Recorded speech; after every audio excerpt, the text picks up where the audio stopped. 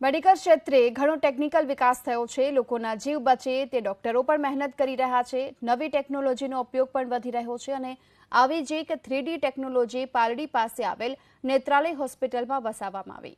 પશ્ચિમ ભારતમાં માત્ર અમદાવાદમાં જ આ 3D ટેકનોલોજી છે અને આ 3D ટેકનોલોજીની મદદથી આજે ડાબી આંખમાં ઇન્ફેક્શનને કારણે જોવાની ક્ષમતા ગુમાવી ચૂકેલા એક દર્દીની આંખ ટ્રાન્સપ્લાન્ટ કરાઈ। ડોક્ટર્સનું કહેવું છે આ ટેકનોલોજીથી જે ડોક્ટર ઓપરેશન કરે છે તેને ખૂબ સરળતા પડે છે, કારણ કે આ 3D કેમેરા આંખના ચિત્રને એકદમ ક્લિયર અને 360 ડિગ્રીમાં કવર કરી ડોક્ટરને ખરેખર ક્યાંથી કેવી રીતે આંખની અંદર ઓપરેટ કરવું તે સ્પષ્ટ રીતે દર્શાવે છે। જોકે આ 3D ઓપરેશન કરવા ડોક્ટરે ખાસ પ્રકારના ચશ્મા પણ પહેરવા પડે છે। હવે જે આંખની સર્જરીઓ થતી હોય છે એમાં એક એડવાન્સ સ્ટેજ આવ્યું છે, એટલે કે 3D ટેકનોલોજી આવી છે અને એના થકી આંખનું ટ્રાન્સપ્લાન્ટ થઈ શકે છે, રેટિના ચેન્જ થઈ શકે છે। આખી 3D ટેકનોલોજી શું છે, કઈ રીતે તે ડોક્ટરોને મદદમાં આવી શકે છે, આપણી સાથે પાર્થ રાણા છે ડોક્ટર, એમની સાથે વાત કરીશું।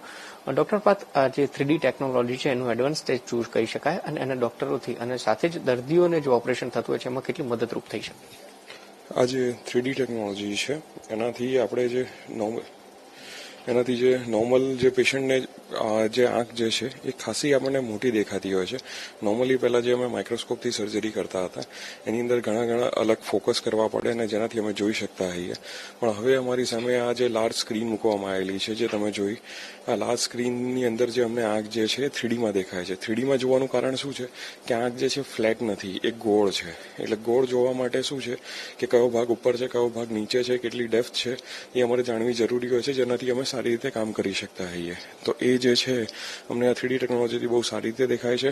ખાસી મોટું જે છે ઝૂમિંગમાં દેખાય છે, એના ઇવન જે બહુ ઝીણા ભાગ હોય એ પણ અમે સારી રીતે જોઈ શકીએ છીએ અને અમે જ્યારે સારી રીતે જોઈ શકીએ છીએ એના કારણે સર્જરી સારી રીતે થાય છે અને એનાથી જે છે પેશન્ટને રિઝલ્ટ ઘણું સારું મળે છે। આ 3D આઈ ટ્રાન્સપ્લાન્ટ માટે આપણે જો જોઈએ તો અત્યારે વેસ્ટર્ન ઇન્ડિયામાં આપણું એકમાત્ર સેન્ટર છે જ્યાં આગળ આપણે આ 3D આઈ ટ્રાન્સપ્લાન્ટ જે છે એ કરી રહ્યા છીએ।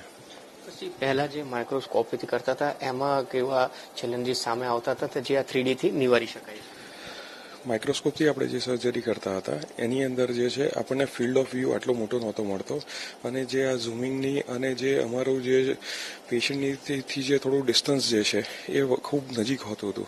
હવે જે છે આ ડિસ્ટન્સ દૂર થવાના કારણે ઇવન કોરોનાના પ્રોબ્લેમ્સ જે પેશન્ટને અમારાથી ફેલાઈ શકે કે પેશન્ટથી અમને ફેલાઈ શકે એ પણ દૂર થયા છે અને અમારી જે ઇઝ ઓફ સર્જરી હોય કે જે અમે આરામથી સર્જરી કરી શકીએ એ વધ્યું છે અને એના કારણે જે છે પેશન્ટનું જે રિઝલ્ટ આવે, અમે જેટલી કમ્ફર્ટેબલી સર્જરી કરી શકીએ એટલું જ વધારે જે રિઝલ્ટ સારી રીતે જે છે પેશન્ટની અંદર આવી શકે છે।